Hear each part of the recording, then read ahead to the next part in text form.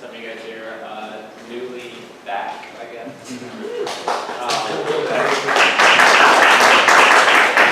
So I was going to try to do something that kind of took the critical care, ED kind of combination, and I went to the SCCM conference this year, and they brought out the new kind of sepsis definitions, and so I wanted to talk about it. The first years did this article as a CDL, but it has 2 supplementary articles that go with it. I'm going to kind of go into all of those.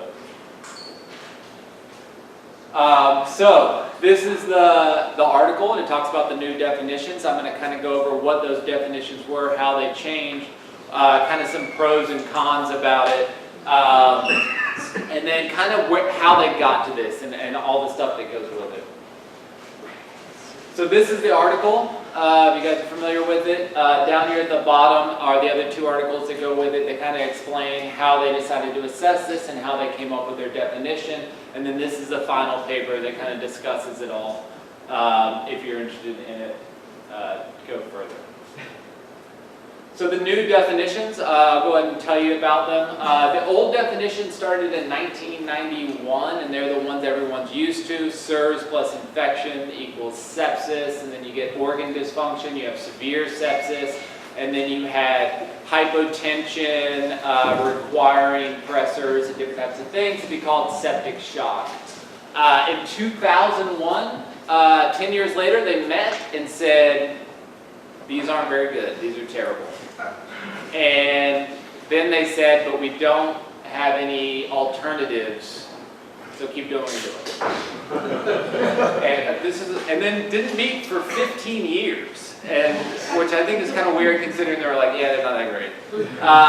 And so then they met and decided, all right, let's do something different about it. So they did this whole thing, and they had the European Society and SCCM kind of come together, and they said, we're going to figure out how to do things better. And one of the problems that they had with this is that they started doing all these sepsis initiatives, right? They did early goal-directed therapy, then everyone was like, you have to have lactate, like as soon as they roll in the door, all these types of things that came in, and they're trying to identify these people. And our incidence of sepsis went up tremendously, and our mortality went down a lot. And they said, wow, this is great. And then they kind of figured out that it's probably because they were identifying people as sepsis that weren't septic. So every 19-year-old with a sore throat that was tachycardic with a fever was septic, and they didn't die, believe it or not. And so then their mortality rates were super low. So like everyone's doing great. And so then they're like, well, maybe our definitions are terrible. Let's do something different. So those are the new ones. So the new one is again, suspected or documented infection, and then a change in your SOFA of greater than or equal to 2, and I'll go into this more. And septic shock is sepsis, which is that definition, and then you have to have a MAP less than or equal to 65 requiring vasopressor therapy, and a lactate greater than 2. So all those 3 things combined to be considered septic shock as a definition. So they did this with a Delphi consensus method. This is a way to kind of get a consensus panel. So the strict definition is up there. My definition is basically that you get a group of experts and you do like a secret ballot. And you say, what do you want to do about this? And they all write it down secretly, and they all pass it around to somebody, and that person reads it out. And everyone hears all these people's experts' different ideas, and then they repass out a new form and say, now that you've heard what other people said, now what do you think? And they keep doing this until they come to a consensus, which is like 65% of people agree with whatever they decide. So they kind of go down through there. So the European Society of Intensive Care Medicine and the SCCM, which is the Critical Care Society here, had a task force, and they had meetings for a year, and kind of came together and did this. That's where it came from. So they did a lot of things that they talked about. I just wanted to kind of get some ideas or tell you the wording of it if you read the article. Is that they have your construct validity. So they're going to look for a potential criteria. And then what they do is they do a predictive validity, that they take this criteria and then they test it against a similar group.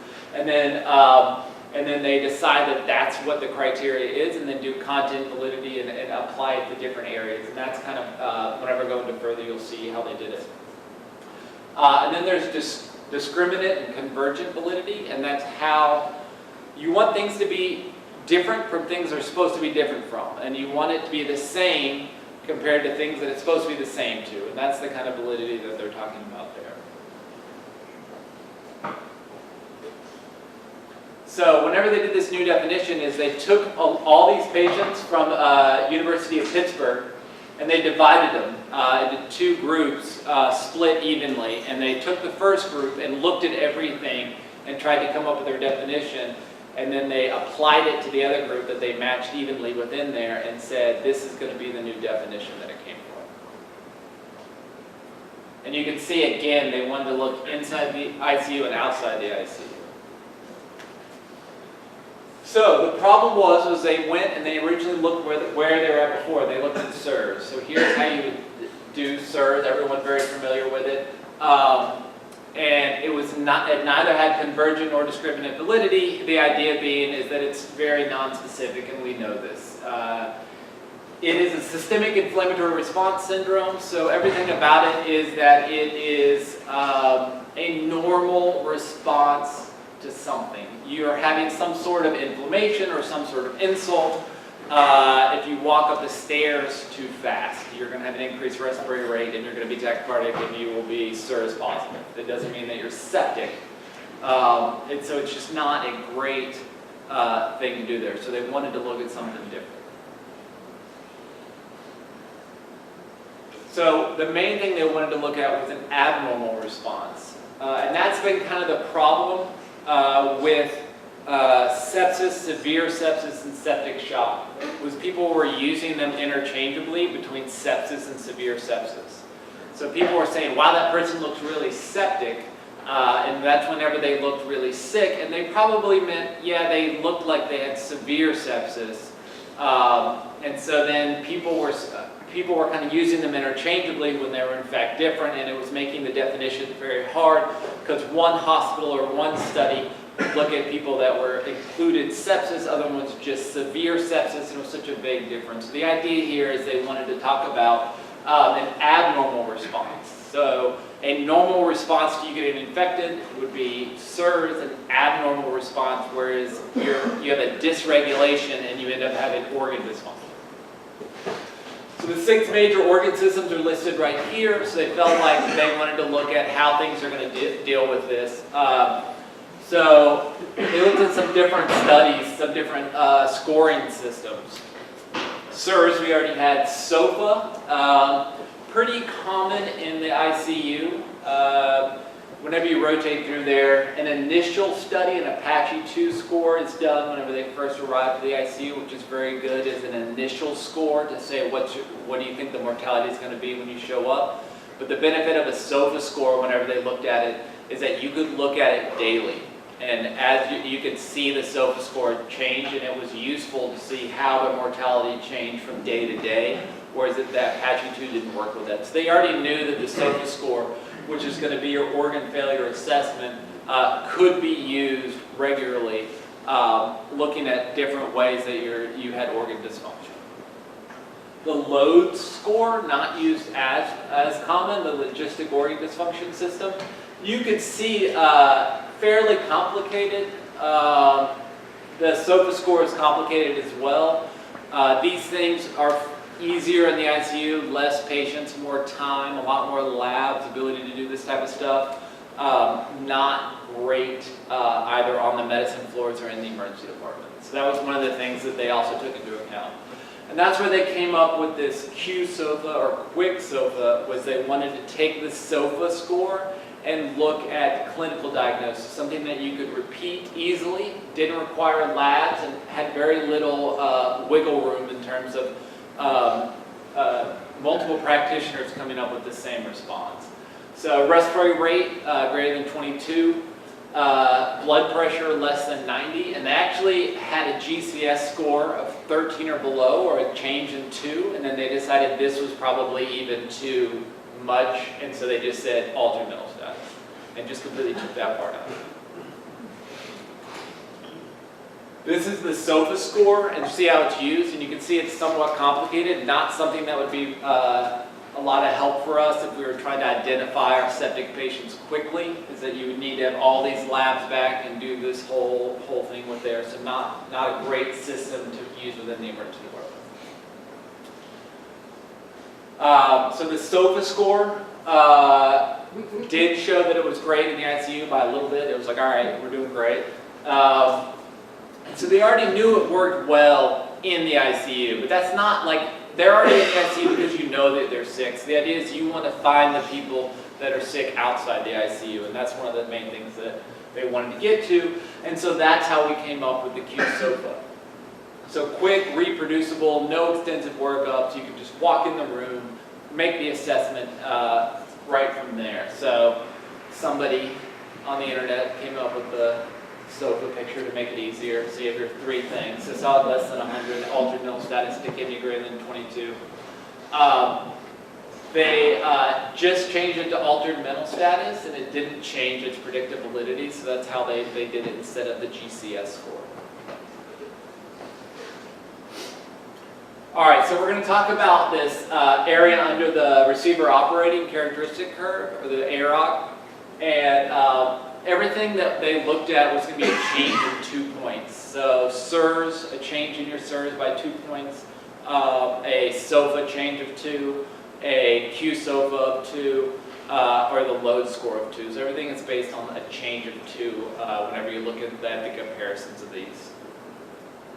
So they looked at 4 different data sets, and these were all the ones. So there's King's Hospital, Kaiser Permanente, there's the VA, and then there's one other one on there. And they looked at all these different ones, and they looked at what their baseline model was in terms of how they identified people as being septic, and then they used it using adding Q-SOFA to it, and they ended up having a higher number, which that means that it's more likely to identify these people by having a higher number. And you can see that as the numbers improve. So the AROC, just wanted to go over it a little bit, is how well the test separates the group that you wanted to separate out. This line right here in the middle is completely worthless. That means it doesn't really do anything. And as this line gets higher, like more and more curved and higher up, it separates it out. So that's going to be the higher numbers closer to 1 is ideally what you want to get. So 0.78, 0.8, 0.9, 0.9 being higher than 0.8 and so on. So this is how they did. So in the ICU, the SOFA score, and I'm going to go over these a lot more again, but like the SOFA score and the load score did significantly better than SIRS, 0.74, 0.75, 0.64. And the change in SOFA of 2 also is right up there at 0.72. So it definitely did better than SIRS. This is a much better way of identifying people as being septic. And then outside of the ICU, it actually didn't really change that much whenever they used these. They wanted to see if they could find something better within that. So then the question was lactate. So that was another big thing. Can you just go back to that slide you just had? Yeah. Because looking at that one, outside of the ICU, then the SIRS is almost as good as the SOFA. Yeah, of the SOFA, yeah, it was. Almost just as good. And then I'll go into that. Whenever they looked at the Q-SOFA, though, it actually did better than SIRS. So then they said, and we'll go into it, but we did with Q-SOFA, is they said, well, how about lactate? How does lactate fit in? Everyone loves lactate. You get it in, they're like, hey, they met SIRS, now we need to get a lactate. This is going to prove that there's sepsis. We created a POC lab just to be able to get the lactate. And in terms of people that were identified as septic, there was actually no difference at all whenever you look at these two lines of having a lactate greater than 2 and a Q-SOFA versus the Q-SOFA itself, which is interesting.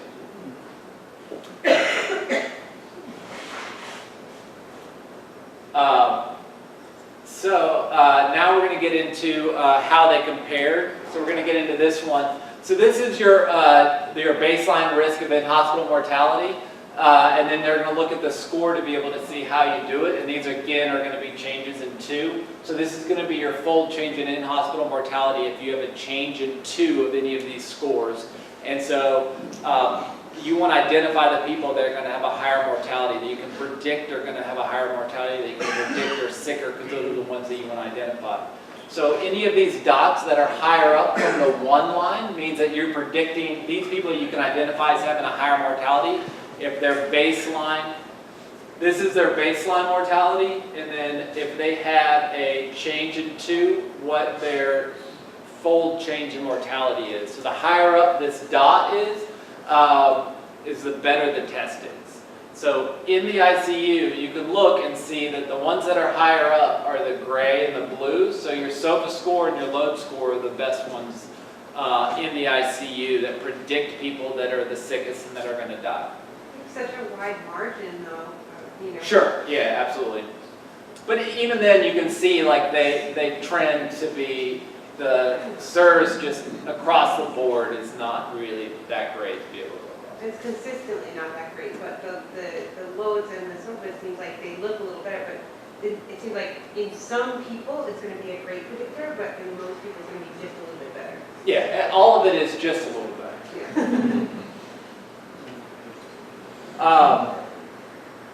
So then if you look in the non-ICU, again, this is very, very little, but if you see these little dots, you have the load score and you have the orange one, which is your Q-SOFA, being just a little bit higher. But again, these aren't huge differences. But they were determined to be statistically significant. So this is where you're going to have your points at. So this is going to be your AROC in blue. Your dark gray is going to be comparing the 2 of them, your p-values. And this is your validity, how the 2 tests compare to each other. It's like an alpha score that they did, and they would say how they compare. But the main things we're going to look at is going to be your blue. And then are they statistically significant between the 2 of them? So within the ICU, SOFA and load, we already said, did the best. And they were statistically significant, better than SIRS and Q-SOFA within the ICU, but they were comparative within each other. But definitely better than Q-SOFA and SIRS within the ICU. Whereas outside the ICU, again, it was, the Q-SOFA was better than all the other ones there at 0.81. It was comparative to the loads, but it was definitely better. The Q-SOFA was better than SIRS, the Q-SOFA was better than SOFA, but it was comparative with the load score. And here's just another graph showing that the idea is you want to change in 2, needs to be able to make a big difference. So they're looking at the distribution of people that met the criteria inside the ICU and outside the ICU. So ICU encounters the SIRS criteria from 0 to 4 in the ICU and outside the ICU. So in the ICU, they met a lot of SIRS criteria. Outside the ICU, they were had less SIRS criteria coming out. This is the distribution with SOFA. Obviously, if you're outside the ICU, you're usually less sick. But you can see in Q-SOFA is how different they really are. So inside the ICU and outside the ICU. And so you can see how they kind of differ, but they wanted to look at the distributions of them. All right. So it's a lot of data that I went through to just show you. You can read more about it. But the whole idea of it is that they want to put out new definitions. So they went through all this information to say the new definition of sepsis is a dysregulated response to infection, where your body is actually creating inflammatory cells, cytokines, all this type of stuff that's actually attacking your organs, and you're getting organ dysfunction. So you have a dysregulated response in terms of, with the organ dysfunction is that you take the total SOFA score and then change in 2 points is what's considered to be sepsis, along with a suspected or documented infection. And any 2-point change in your SOFA score, if you assume a baseline is 0 in the ED, and then and they have a point, 2 points at least, with it, they're considered septic, which puts you at a 10% mortality. So if you have a patient come in, they have a SOFA score of 2, you identify them with a Q SOFA, and then they have a SOFA score of 2 with a documented infection or suspected infection, they have a 10% mortality.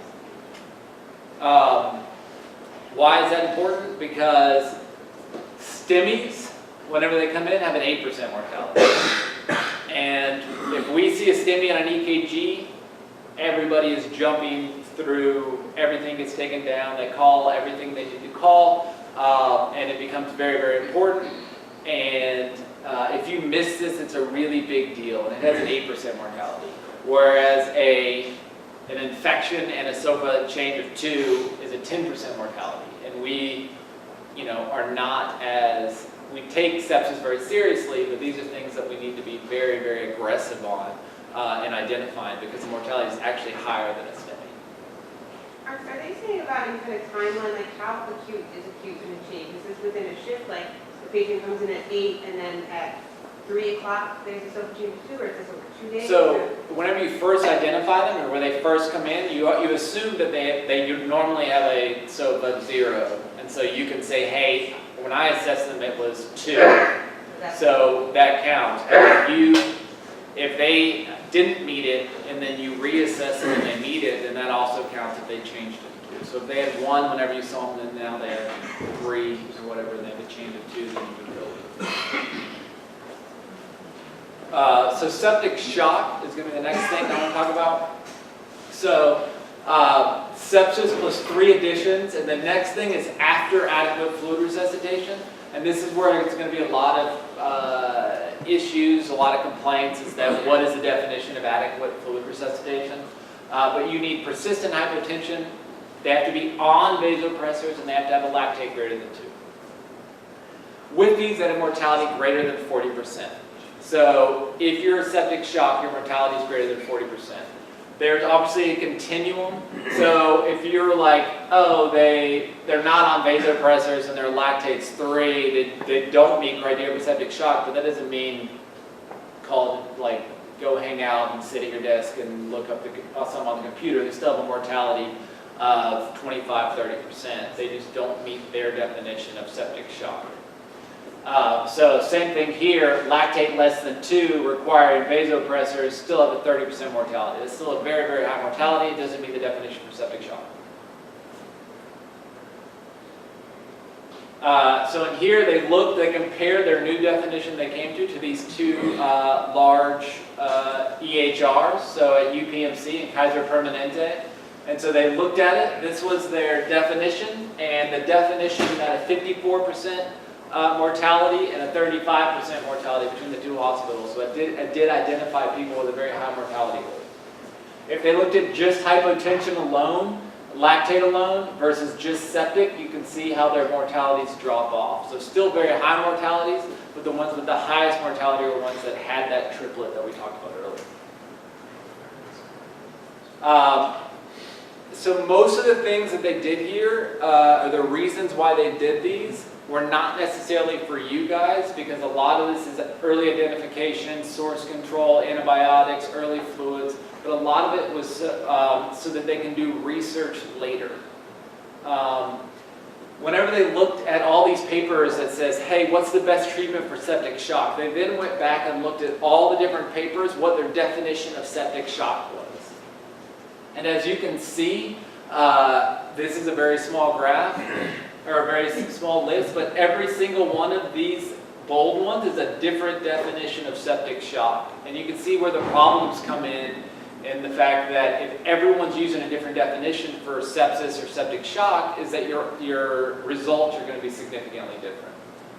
And so you can see here, perfusion abnormalities, hypotension, vasopressor therapy, just hypotension, they're all kind of all over the place. So they wanted to have a strict definition so that people, whenever they're going to do the research, would have something to go on. So a lot of these are research-based. But they broke up the 3 different things, the 3 triplet, into 6 different groups is how they came up with the answer. So group 1 is the one that they ended up going with, which was hypotensive after fluids requiring vasopressors and a lactate greater than 2. And then they had derivations across these for groups 2, 3, 4, 5, and 6. So they would have hypotensive, not on vasopressors, serum lactate greater than 2, and so on. And then they looked at the different mortalities between them. Anytime that they had a lactate greater than 2, they actually looked at a lactate greater than 2 but less than 3, and then greater than 3 and less than 4, and then greater than 4, and see how they mattered. And the idea is they wanted to figure out what was the appropriate lactate if they were going to use lactate. And so they came up with the ones that they came up with, where they decided to go with a lactate greater than 2. And you can see on here, this is a lot of busy numbers, but the main thing here is you want to look at the sensitivity. So as your lactate goes up, your sensitivity does drop whenever you put these in. And so that's why they ended up going with the lactate of greater than 2. And you can see on here is that they ended up going with right here on there. And that had a sensitivity in the 80s, whereas it dropped to the 50s and 40s as you go. All right. So hypotension, which is they decided was a MAP less than 65. That was just a decision they made. It's not based on anything other than that's what we typically use. Elevated lactate level greater than 2, which shows you where it came from, and then requiring vasopressors. All of this is based on a criteria that says after adequate fluid resuscitation. And so it's not the after 30 mLs per kg, it's not after 2 liters, it's not after, it's whatever the practitioner decided was adequate fluid resuscitation, which is very different between people. And that's one of the complaints, is that is such a vague statement to say after adequate fluid resuscitation, because that's 8 liters for some people and it's 2 liters for other people. And that's one of the issues as well. All right. So the question for us is now what?